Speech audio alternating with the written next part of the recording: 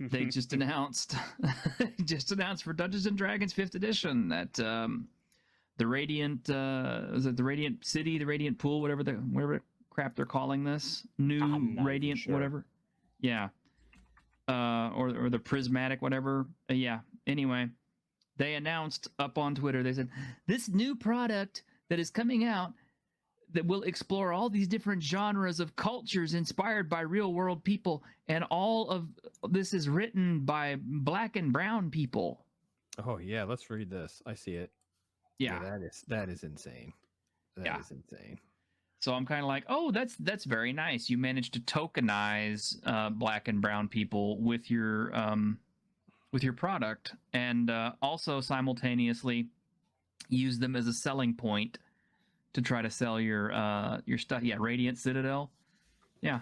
Bear in mind, just looking at this article, Polygon being a prime example, we've barely got the word of an anthology before the rest of the sentences immediately falls into the Black and brown authors. Yeah. Mm-hmm. Look at the photo. It's so unappealing to me.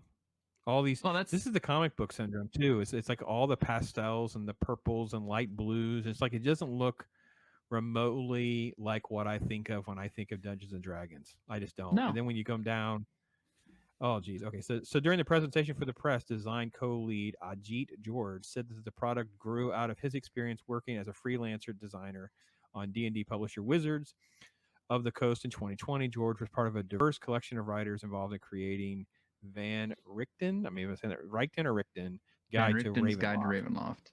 And that was a terrible book also. Again, these pastels and colors.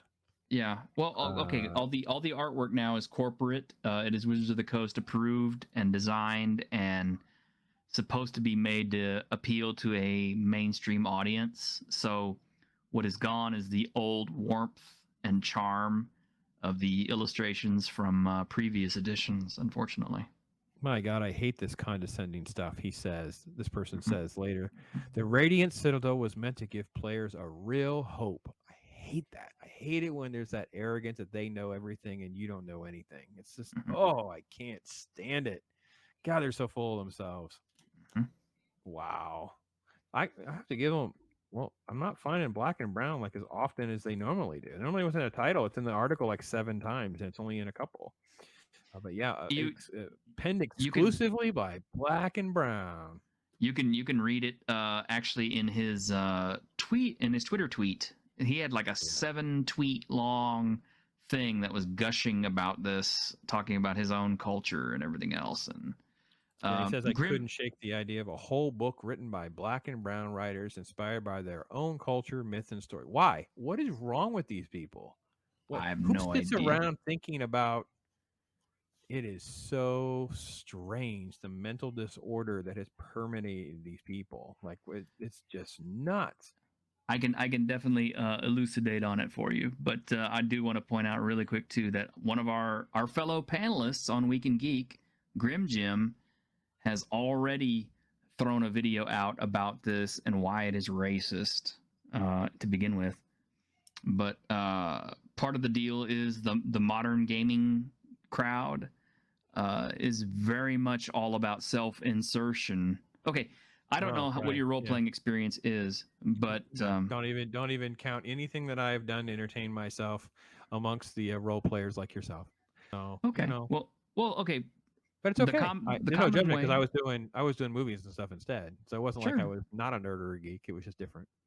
Right. All right. Well, the deal is like, okay, when you play a role-playing game, you roll up a character who is supposed to be different from yourself, especially if you're playing something like that is an entirely different race, like an elf or a dwarf or something like that. It's fantasy for a reason. It's fantasy for a reason. The trend, unfortunately, these days is because the kids lack imagination, they tend to self-insert. So they are not comfortable unless they're playing a character that is more or less like they are. And that means whether they're confined to a wheelchair or having various ailments and disabilities or, gender issues, whatever. And then they put a coat of paint over it, which is called a race, because that's all it is a coat of paint now. It's a skin suit that they wear, because long gone is the actual racial differences. I mean, you know, a tiefling is no longer any different than, you know, an elf or anything else as far as these people are concerned, because they have neutered all that out. So basically, it's a skin suit. You know, look at me. I'm a person with horns and red skin now. How fabulous for you! And part of that you can even look at down to get a little nerdy on it. You get down to the art design of the books. Sure. Whereas in the earlier editions, you would have these characters who look like they were in well over their heads. And then you go to look at some of the more modern art. I was kind of going through looking at some of the later editions, and gone are these characters who look like they are in mortal peril. It's now you have a like 5'3", dark skinned elf who looks like the big giant dragon with teeth the size of her is a minor inconvenience to her. Right.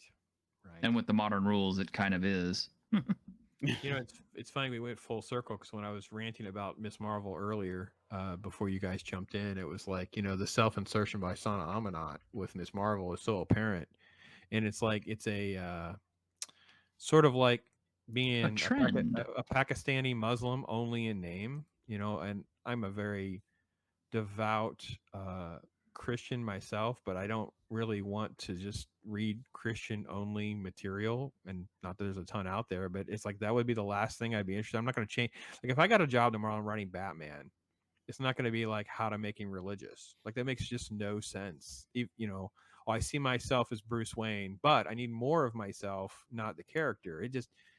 It's still a thing or a topic that I'm still having a hard time getting my head around, the mental disorder and the narcissism that's associated with all of this, because it's all of these different products.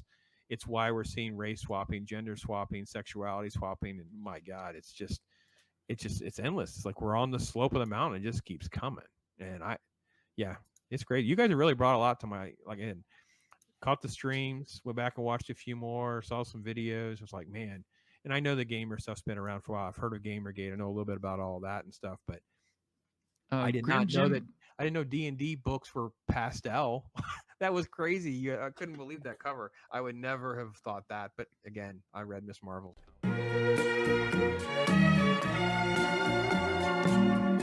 Yeah. Right? And I'm not playing